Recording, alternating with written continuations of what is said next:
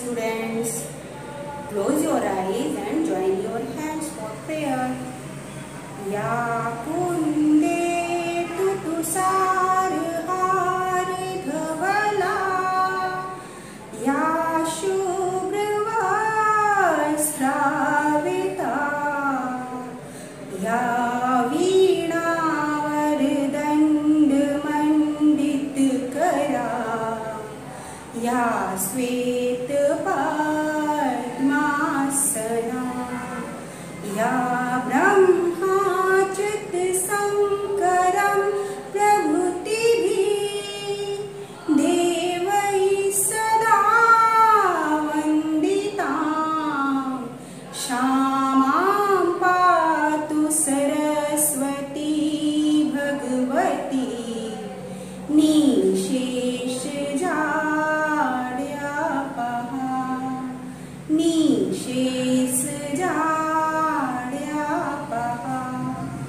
Open your eyes. बच्चों, पिछले video में हमने ये कविता पढ़ी, वीर तुम बढ़े चलो पाठ 1। ये हमने अच्छे से समझा और हमने क्या किया था, शब्द अर्थ किए थे और प्रश्नोत्तर किए थे। ओके, आज हम उसके आगे देखेंगे। ये देखिए, बहु वैकल्पिक प्रश्न मीन्स MCQs होते हैं। सही उत्तर चुनो। पहला क्या है हमारा, ध्वज को कभी भी क्या नहीं करना चाहिए। पहले नंबर पे है झुकाना, दूसरे पे उठाना और तीसरे पे है फहराना। तो हमने कविता में क्या पढ़ी थी, ध्वज को कभी झुकाना नहीं चाहिए। तो आपको झुकाना पर टिक कर देना है। ओके, नेक्स्ट है सेकंड नंबर, हमारे राष्ट्रीय ध्वज में कितने रंग होते हैं। 1, 2, 3। तो कितने रंग होते हैं सबको पता है ना आप लोगों को, 3 रंग होते हैं। ठीक है, तो 3 पर आपको टिक करना है। ठीक है, नेक्स्ट पेज टर्न कीजिए। नेक्स्ट पॉइंट है हमारा, कविता की पंक्तियां पूर्ण करो।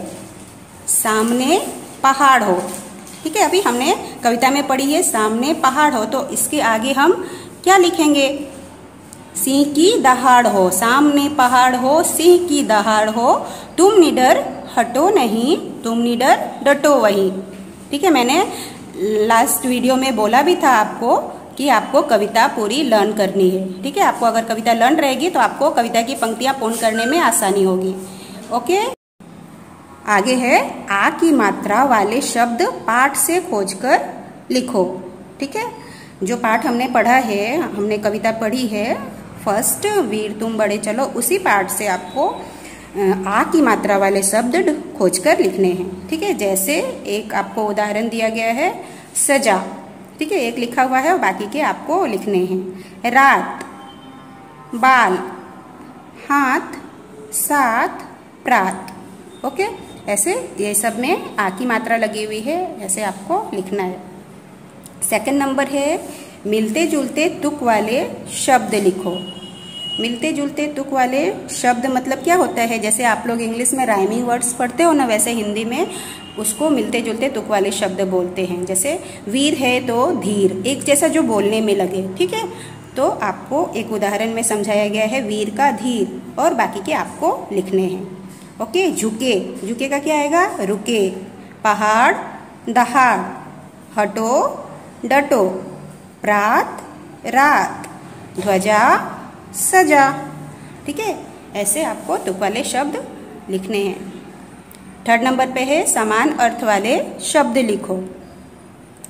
जैसे सूर्य, सूरज, समान अर्थ यानी सेम मीनिंग्स वाले जो शब्द होते हैं जिसका अर्थ एक ही निकले। सूर्य जब हम बोलते हैं तो सूर्य को ही हम लोग सूरज बोलते हैं। ठीक है, सूर्य मीन सूरज होता है, तो उसको हम समान अर्थ वाले शब्द बोलते हैं। रात, रात का मतलब क्या होता है, निशा। ठीक है, रात को हम निशा भी बोल सकते हैं। ध्वजा, झंडा। ओके, पहाड़, पर्वत, सिंह, शेर, चंद्र, चांद। ओके, ऐसे आप कोई दूसरा अगर आपको आता हो तो भी लिख सकते हैं। जैसे चंद्र को चांद बोलते हैं, चंदा भी बोल सकते हैं, चंद्रमा भी बोल सकते हैं। तो आप इसमें से कोई भी आप लिखोगे तो आपका राइट होगा। ठीक है, फोर्थ नंबर पे है फोर्थ नंबर पर है र के विभिन्न प्रयोग वाले शब्द सीखें। र का जो प्रयोग होता है वो विभिन्न विभिन्न प्रकार के होते हैं। जैसा हमने फर्स्ट में पढ़ा है कि र रेफ भी होता है, र पदेन भी होता है, र नीचे भी लगाया जाता है और र ऊपर भी लगाया जाता है। तो उसके विभिन्न प्रयोग हम लोग शब्द देखेंगे। धर्म, यहाँ पर ध और म के ऊपर रेफ लगा है, तो ध फिर उसके बाद र का उच्चारण फिर म, धर्म। ठीक है। कर्म, पर्व, सूर्य, पर्वत, ये कौन से र है? ये र रेफ है। ठीक है। जब हम ऊपर लगाते हैं तो उसको क्या बोलते हैं? र रेफ। और यहाँ पे देखिए, यहाँ पर नीचे लगा हुआ है और वन साइड में लगा हुआ है। ठीक है। सेकंड नंबर पे क्या है? ये नीचे लगा हुआ है और वन साइड में लगा हुआ है, तो उसको क्या बोलते हैं? र पदेन। क्रम, क के वन साइड में यानी कि लेफ्ट साइड में बाईं तरफ वो र लगा हुआ है, ऐसे लाइन देते हैं, तो उसको क्या पढ़ेंगे? क्रम, क्रम। फिर ग में लगा हुआ है तो क्या पढ़ेंगे? ग्रा, आ की मात्रा भी साथ में है तो ग्राम, ग्राम। प में लगा है तो क्या पढ़ेंगे? प्रकाश, प्रकाश। ठीक है। अभी थर्ड नंबर पर देखेंगे, यहाँ पे भी र पदेन बोलते हैं उसको, बट ये दोनों साइड में लगा हुआ है। हाँ, वन साइड में नहीं है, ये बीच में लगता है, दोनों तरफ यानी बाईं तरफ और दाईं तरफ दोनों ऐसे।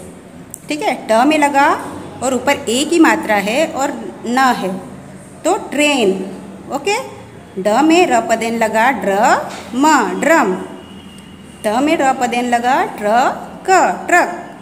राष्ट्र, राष्ट्र। ठीक है। ऐसे आपको पढ़ने आना चाहिए। आगे है 24 घंटे से एक दिन बनता है, 7 दिनों से एक सप्ताह बनता है। आओ सप्ताह के 7 दिनों के नाम जाने। एक दिन में कितने घंटे होते हैं? 24 घंटे होते हैं। और एक सप्ताह में कितने दिन होते हैं? 7 दिन होते हैं। तो इन 7 दिनों के नाम आज हम लोग सीखेंगे। ठीक है। आपको हिंदी में लिखने आना चाहिए 7 दिनों के नाम। सबसे पहले यहाँ पे देखिए, ये गुब्बारे बने हुए हैं, 7 गुब्बारे हैं और 7 गुब्बारों में सप्ताह के 7 दिनों के नाम लिखे गए हैं। ठीक है। हम लोग स्टार्ट करते हैं रविवार से। ठीक है। पहला दिन क्या हुआ? रविवार, फिर सोमवार, मंगलवार, बुधवार, गुरुवार, शुक्रवार, शनिवार। ठीक है। ऐसे 7 दिनों के नाम आपको याद करने हैं और आपको लिखने भी आना चाहिए। ओके। अभी आगे देखेंगे रिक्त स्थान भरो। रिक्त स्थान यहाँ पे दिए गए हैं, उसमें आपको सही लिखने हैं उत्तर, सही उत्तर लिखने हैं। पहला नंबर है सप्ताह में कितने दिन होते हैं? अभी मैंने बताया 7 दिन होते हैं, तो आपको यहाँ पे क्या लिखना है? 7 लिखना है। सेकंड नंबर पे है सप्ताह का दूसरा दिन कौन सा है? तो आपने अभी गुब्बारे देखे ना, सप्ताह में दूसरा दिन कौन सा आया? तो वहाँ पे सोमवार लिखना है। ठीक है। विद्यालय किस दिन बंद रहता है?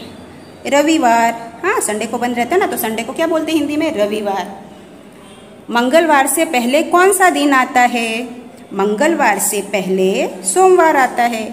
ठीक है। आप लोग बिफोर पढ़े हो ना, तो उसको पहले मतलब बिफोर होता है। ठीक है। तो मंगलवार से पहले सोमवार आता है। 5th नंबर पर है रविवार के बाद कौन सा दिन आता है? तो रविवार के बाद सोमवार आता है। ठीक है। बाद यानी आफ्टर, तो रविवार के बाद सोमवार आता है। ठीक है। तो ये आपको ऐसे लिखने हैं और आपको याद करना रहेगा। आगे देखेंगे कला कौशल। कला कौशल यानी यहाँ पे फर्स्ट नंबर पे है अपने तिरंगे झंडे का चित्र यहाँ पर बनाया हुआ है, उसमें रंग भरो और रंगों के नाम लिखो। तो यहाँ पे देखिए ये चित्र बनी हुई है, किसकी चित्र है? तिरंगे झंडे की। तो उसमें क्या करना है? आपको रंग भरना है। ठीक है। पहला रंग कौन सा होता है? केसरिया, दूसरा सफ़ेद, ठीक है, और तीसरा हरा। ठीक है। रंग भरने हैं और आपको रंगों के नाम लिखने हैं। और जो अशोक चक्र बीच में होते हैं वो कौन से रंग का होता है? वो नीले रंग का होता है। ठीक है। तो इसमें आपको नीला रंग भरना है और यहाँ पर आपको नाम लिखने हैं, रंगों के नाम। ठीक है। केसरिया, सफ़ेद और हरा। आगे है दिए गए शब्दों की सहायता से कविता पूरी करो। यहाँ पे कुछ शब्द दिए गए हैं कोष्टक में और आपको एक छोटी सी कविता दी गई है जिसमें रिक्त स्थान दिया गया है, आपको वो भरना है। ठीक है। फर्स्ट नंबर पर है 3। अभी यहाँ पे रिक्त स्थान है तो उसमें आप क्या लिखोगे? 3 रंगों की अनोखी शान। यहाँ पे रंगों भी हैं और शान भी है, तो 3 रंगों की अनोखी शान रखेंगे अपने, यहाँ पे अपने भरना है, रखेंगे अपने तिरंगे की आन। ठीक है, यहाँ पे आन भरना है।